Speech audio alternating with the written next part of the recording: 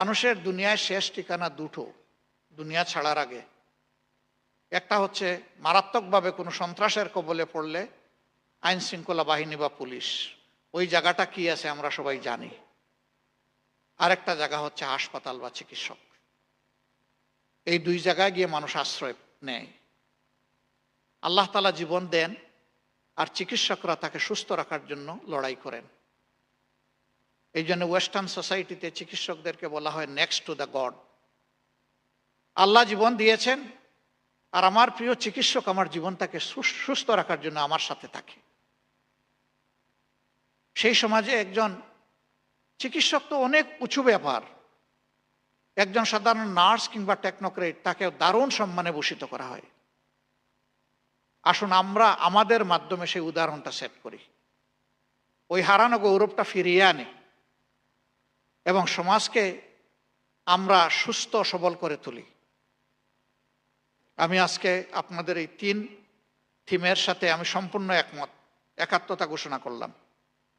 আল্লাহ তাআলা আমাদেরকে যদি সুযোগ দেন কখনো, ইনশাআল্লাহ এই তিনটা নিয়েই আমরা কাজ করব। জাস্টিস যখন সমাজে থাকবে, মেরিটকে যখন মূল্যায়ন করা হবে, জাতীয় ইউনিটি তখন অটোমেটিক্যালি বিল্ড আপ হওয়ার সুযোগ তৈরি হয়ে যাবে। আর প্রথম দুইটাকে উপেক্ষা করে কখনো ইউনিটি হবে না।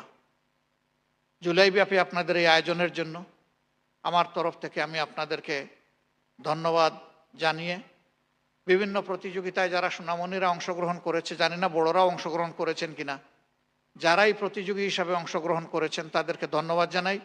আর যারা আজকে পুরস্কার জিতবেন অগ্রিম তাদেরকে অভিনন্দন জানাই। আসসালামু আলাইকুম ওয়া রাহমাতুল্লাহ। আলহামদুলিল্লাহ, আমরা এতক্ষণ ধরে যে নসিহা শুনলাম, জাতির জন্য যে দিক নির্দেশনা শুনলাম, বিশেষ করে চিকিৎসক সমাজের জন্য মোহতারাম আমির জামাতের কাছ থেকে আমাদের জাতির রাহবার এবং মাননীয় বিরোধী দলীয় নেতা জনাব ডক্টর শফিকুর রহমান, আপনাদের জন্য সম্মানিত উপস্থিতি কিছু ঘোষণা আছে। 1 নম্বর, আমরা এখন নামাজের বিরতিতে যাব। এরপর আমরা আমাদের আজকে সারাদিন যাবত যে ইভেন্টসগুলো হয়েছে সেটা পুরস্কার বিতরণী অনুষ্ঠান হবে এবং আপনারা যেন খুশি হবেন সেই অনুষ্ঠানে মাননীয় প্রধান অতিথি আমাদের সাথে থাকবেন এবং আপনারা নামাজে যাবেন। পাশাপাশি আপনারা দুপুরে যে